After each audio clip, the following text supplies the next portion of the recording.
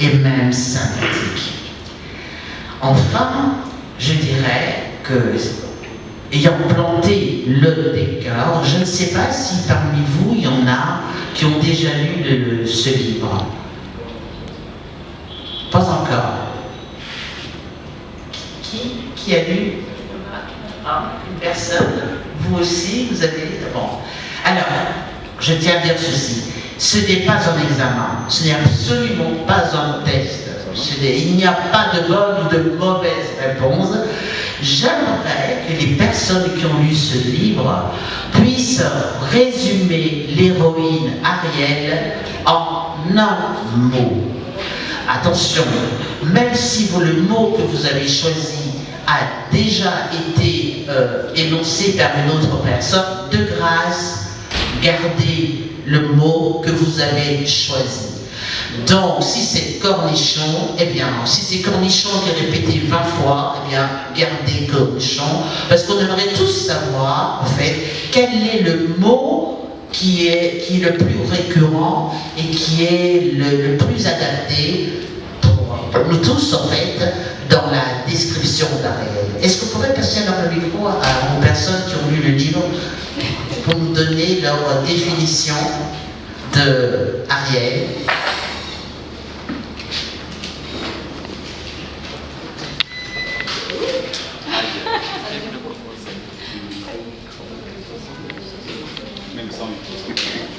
Sans micro, ça va. Et ceux qui ont lu le livre, qui levaient la main comme ça, ou bien qui se lèvent, jusqu'à répondre quel est le mot qu'il faut décrire Ariel. Il va commencer. Christian Bongo, un grand écrivain congolais. Oui, d'accord. Alors, c'est qui le livre, qui n'ont pas encore lu. Comme j'ai expliqué tout à l'heure, j'ai présenté le livre, peut-être qu'on pourrait donner un seul extrait, parce que, en fait, comme le roman est un roman court, si on donne 36 extraits, ce n'est plus la peine de le lire. Donc, ça, donc peut-être que l'on va lire un court extrait. Tu vas le lire?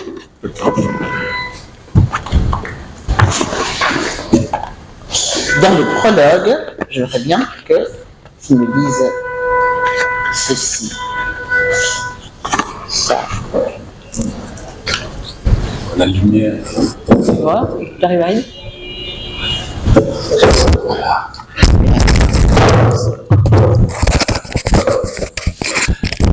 Grâce à ma tante, une femme du monde, je fus initié à la vie mondaine, la seule qui comptait à mes yeux. J'ai épousé Charles. Il était plein aux as. Tout nous séparait sauf le jazz. J'ai appris à aimer cette musique grâce à la panthère rose. Le pauvre, il a essayé de m'apprivoiser. Le petit prince a eu plus de chance avec son renard. Il m'était impossible de rester attaché au même homme. Il m'était impossible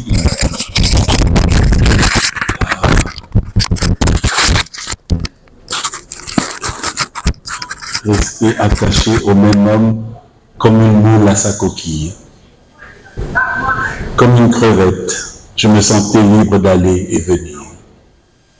Mes amis pensaient qu'en cherchant un homme en particulier, celui qui leur ressemblerait le plus, qui aimerait les mêmes choses, elles seraient presque sûres d'avoir trouvé le grand amour.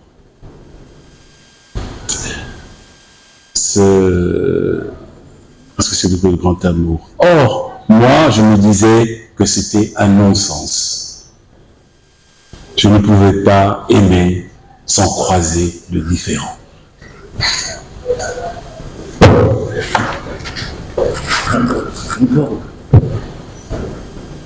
Alors,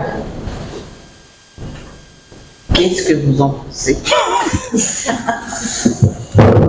J'aimerais quand même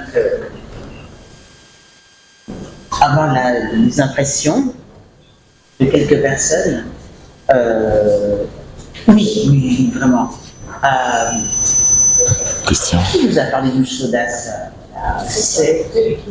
Ah oui, Christian. le micro fonctionne là maintenant, c'est vrai. Bon, quand vous dites chaudasse, c'est en plaisantant ou une chaudasse que vous auriez quand même voulu rencontrer, non? D'accord. Non, parce que c'est... Oui, naturellement, voilà, Captain. Bon, donc, ce qui veut dire que quand vous dites chaudasse, ce n'est pas du tout péjoratif. Non, pour moi, c'est très positif. Ah ben voilà, c'est ça, oui, non, c'est bien, c'est très bien. Sensualité. Qui m'a parlé de sensualité? Oui, oui, sensualité.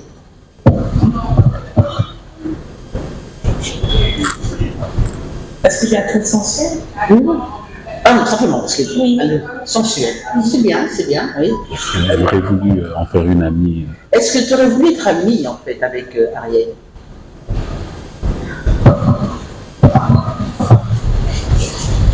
Vraiment non. Non, il faut être honnête. Il faut être honnête, hein. On s'en fout. Mais non, je suis honnête. C'est ce que je pense. Non, c'est bien. Alors, on a parlé de nostalgique. C'est bien aussi, nostalgique, oui. Pourquoi? Je dis ça nostalgique parce que je crois que tous les livres, c'est ça sont passés. Il y a comme cette marque de regret. Le regret toujours, vu que sa princesse Anne qui habite à Bio dans le temps.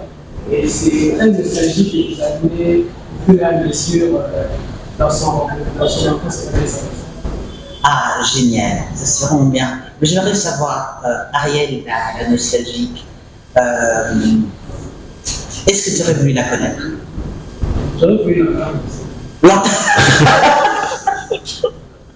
L'entendre seulement. Alors, la nafette, c'est grâce, oui. Alors, oui, c'est une nafette, c'est une petite africaine. Oui, en effet, je donne la fête par rapport à ce qu'elle est dans le livre, bien évidemment du début jusqu'à la fin. C'est côté nymphomanie qu'elle ressort du début jusqu'à la fin. Si j'aurais voulu la connaître ou qu'elle soit mon amie peut-être, hein, mais inverser les rôles, non. Je n'aimerais pas être à sa place. D'accord. Attends, tu aurais peur qu'elle t'influence?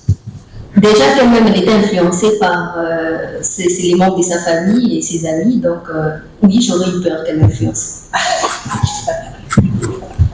D'accord. Alors, attachante. Non, c'est petite quand même. Moi, j'ai dit prisonnière parce que quand j'ai lu ce bouquin, on m'avait dit c'est l'histoire d'une femme libre, etc., qui assume son corps et qui se sert de son corps comme d'une arme de destruction massive. Et puis, en lisant, je me suis rendu compte que j'avais affaire à une personne peut-être beaucoup moins libre que on imaginait. Et alors, j'ai relu le livre et je me suis rendu compte qu'elle était, pour moi, c'est mon avis, qu'elle était depuis l'enfance manipulée et qu'elle a continué sa vie en étant manipulée, qu'elle manque d'amour pour moi et que le fait qu'elle multiplie les amants ne veut pas forcément dire que ce soit une forme de liberté.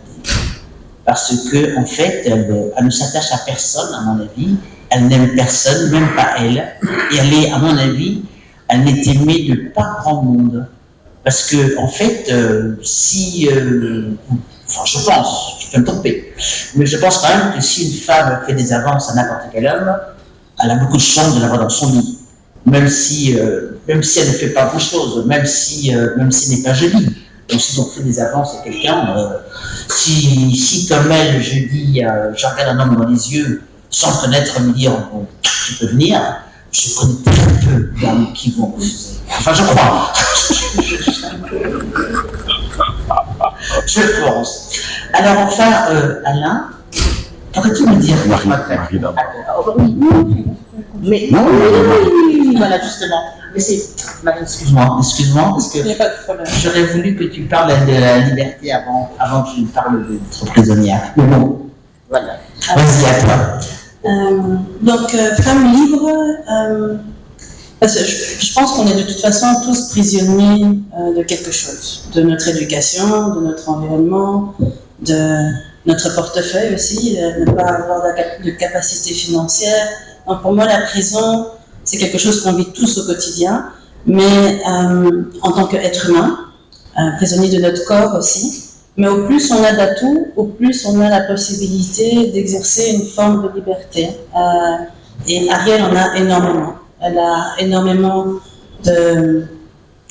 On dit souvent ici, elle est bénie. Elle a la beauté, l'intelligence, elle vient d'un milieu privilégié, ce qui permet de casser toutes les prisons qu'on a au fur et à mesure de la vie. Et elle a décidé d'exercer cette liberté.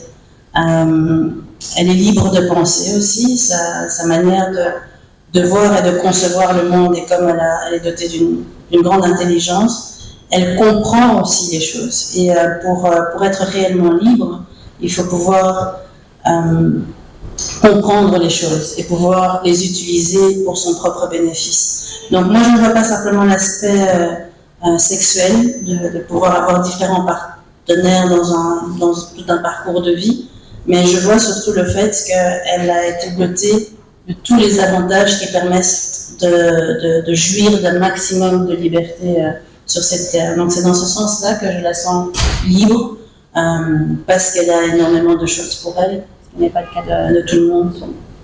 Oui, absolument. Mais de toute façon, je pense que toute personne, il y a deux natures, c'est le verre à moitié vide ou le verre à moitié plein. Donc ça veut dire qu'elle est aussi libre que prisonnière, en mon sens. Mais ce que tu viens de dire, Anna-Marie, tout à fait juste, ça c'est bon. Mais tout dépend, peut-être ça dépend de quel moment, à quel moment de sa vie, à quel moment de son existence ou de son émotion on lit le livre. Alors bien sûr, où la liberté va ressortir, où ça va être justement le côté prisonnier, mais prisonnier, tout le monde, il a justement avancé, tout le monde est prisonnier de son éducation, de son corps. Il faut faire un effort pour sortir de tout cela. Alors, Et c'est surprenant, et il y a des hommes surprenants. Mais ici, ce qui est aussi intéressant, c'est le côté surprenant de cette femme. Parce qu'il y a tellement de préjugés qui sont entourés par rapport à... Alain, Toi, trop. Non, c'est pas ça. Je voudrais savoir une question bien précise. Toi, tu as pensé, rêvé, conçu Ariel, ok? Alors, dis-nous si Ariel existe ou bien s'il faut qu'on applique la formule toute ressemblance à des faits ou à des personnes existantes ou non existantes, etc. On connaît la suite, pure coïncidence. Alors, Ariel, pure coïncidence ou bien quelqu'un que tu as croisé?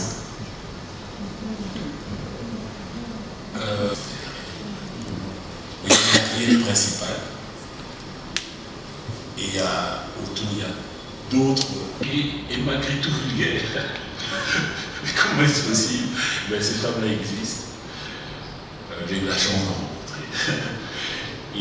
Et c'est des personnages de romans, en fait. Avec tellement disons, de qualités parfois qui s'opposent.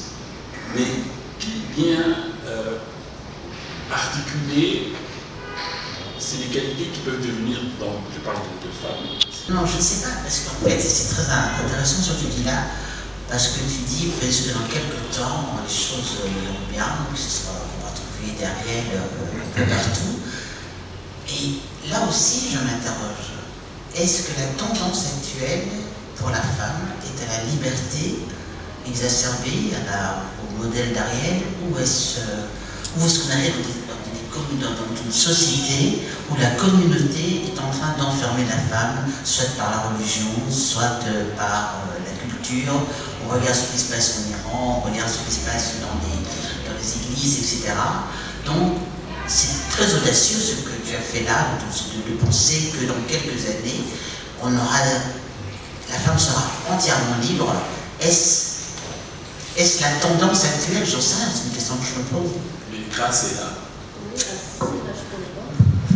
Alors, pour répondre à votre question, si Ariel, bien évidemment, peut le retrouver dans la tendance actuelle et qu'elle est enfermée dans la religion, la société, alors moi je pense qu'il y a beaucoup d'Ariel aujourd'hui.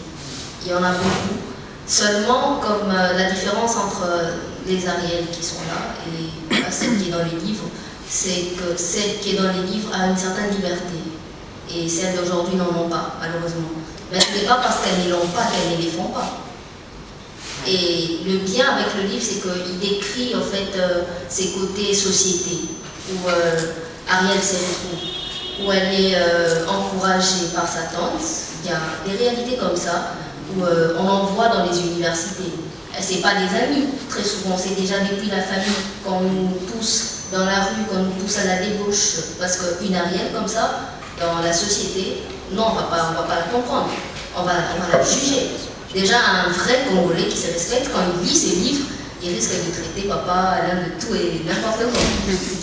Exactement, parce que c'est un sujet tabou, déjà d'aller décrire l'effet relationnel d'Ariel avec ses amants, bien évidemment de sortir le côté infidélité à la fin, où malgré qu'elle était aux as avec son mari, mais elle finit toujours par retourner avec son petit amant, son petit prof d'histoire. Donc cette réalité-là et les réalités d'aujourd'hui, il n'y a pas de différence. Seulement qu'aujourd'hui, il y a la religion, on ne peut pas le faire à vue de tout le monde. Pendant qu'Ariel n'avait honte de personne, ni de ses amis, ni de sa tante, sauf de sa grand-mère. Parce que sa grand-mère l'avait toujours à l'œil, en quelque sorte. Donc à votre question, il y en a beaucoup. Seulement, nous ici, on n'est pas libre. Mais elle est libre. Mais en fait, la réponse, j'aime beaucoup votre réponse, la réponse grâce à Sori, parce qu'en fait, qu'est-ce qu'on s'aperçoit tout à l'heure? On a dit, bon, première de couverture, c'est une blonde. Mais en fait, Ariel, elle est universelle. Oui, exactement. Ah, voilà, merci. Je suis heureux d'entendre ce que tu dis, car c'est universel, parce que c'est pas qu'on m'a reproché, mais parfois on m'a dit que oui, j'ai écrit un livre qui n'est pas assez africain.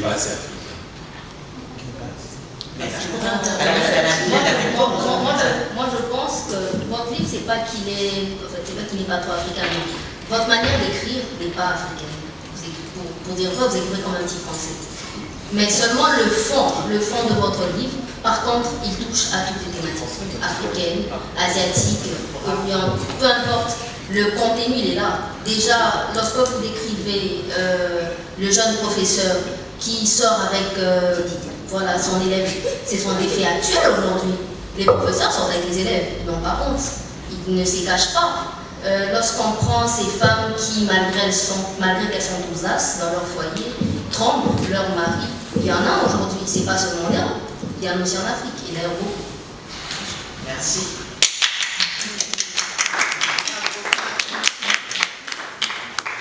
C'est ça, je ne sais pas, qui applaudit. De pouvoir utiliser au maximum ces charmes et de pouvoir jouir de leur liberté. Moi, quand je suis tombée sur ce livre la première fois, lorsque j'ai rencontré Alain, j'ai tout de suite été séduite par, on en a parlé brièvement, mais c'est vraiment très intéressant pour insister là-dessus, le style d'écriture d'Alain est exceptionnel, dans le sens où chacun des personnages est le narrateur. Et donc, à chaque fois, vous arrivez à vous identifier avec les personnages, vous arrivez à comprendre les pourtours de chacun des intervenants. Et dans un tout petit livre, il a réussi à développer énormément de thématiques. L'écriture est très fluide. Et Grèce est en train de dire qu'il écrit comme un blanc. Alors, je pense qu'il faut s'attaquer un petit peu au sujet du livre et surtout passer une minute, ne fût-ce que sur ce style et sur ce genre de réflexion. Avant de revenir peut-être un petit peu sur Ariel, si c'est ce que Aziza souhaite. Écrire comme un blanc, qu'est-ce que ça veut dire dans la bouche des amoureux de la littérature congolaise? Ça veut dire écrire très très très bien. Et c'est dommage. Non. Ah, ok. Non, c'est pas écrit très très bien. Ça veut dire quoi? Écrit très bien, trop bien même. Écrire trop bien même. Non, Sonia écrit trop bien. Non, mais elle-même, elle peut expliquer, je sais l'entends par là. Oui, mais la journée, elle va expliquer. Je peux donner. On peut le passer du coup d'activité. Bon, j'ai une voix qui. En fait, moi, peut-être un livre comme les Sonia fait, où on essaie un peu de focaliser la langue française. Et c'est ça qu'on ne trouve pas au fait chez Papa Alain. Mais sinon, c'est bien écrit. Donc, c'est un livre comme les livres qui sortent chez Gallimard. Donc, c'est pas que c'est très très bien, mais c'est bien écrit, c'est normal. Et l'habitude, c'est nous, peut-être, nous sommes habitués à cette façon d'écrire là, où on place dedans comme Sony, Chikaya, où on essaie un peu de jouer avec la langue, où on essaie un peu de jouer avec les mots. Et c'est pas vraiment ça que Papa regarde dans son livre. Je ne suis pas du tout d'accord en fait, mais je veux bien que Grace explique d'abord ce qu'elle a dit. Avec un dictionnaire, tout ça. C'est fluide en fait. C'est une œuvre qui peut être présentée chez des lycéens, ils vont comprendre, chez des enfants, même si le contenu n'est pas adapté pour les enfants, mais si on le présente à un enfant, il va le lire avec facilité. Parce que je trouve aussi que la manière, le thème qu'il a abordé, c'est un thème qu'il ne faut pas trop encombrer aussi avec les zigzags, sinon le côté sensationnel que l'on doit ressentir, parce qu'il faut qu'on se le dise. C'est dur de lire un livre qui parle de sexe du début jusqu'à la fin et puis de n'avoir aucune petite pensée. C'est quand même compliqué. Mais dans le fond, en fait, quand je parle du côté écriture d'un petit blanc, c'est vraiment pour rejoindre l'idée de Christian Bourbeau, qui, bien évidemment, est une écriture assez bien soignée, qui est différente de la nôtre. Alors je maintiens ce que j'ai dit. Continue, alors, continue comme ça. Mais je pense en fait que je comprends très bien la réaction de Marie. Ça fait un peu bizarre de dire écrire comme un blanc, ou un petit français, ou une écriture soignée. Parce que je pense que le rôle d'un écrivain, le rôle d'un auteur, s'il écrit en français, c'est d'écrire correctement. Alors sinon, il n'écrit pas en français. De nos auteurs. Je ne suis pas non plus tout à fait d'accord avec Grace concernant le fait que c'est quelque chose de moderne qu'on voit souvent et tout ça. Ça a toujours existé. Je n'ai pas... Marie va mieux raconter ça que moi. Je crois qu'elle a essayé de le faire passer dans une page magazine de...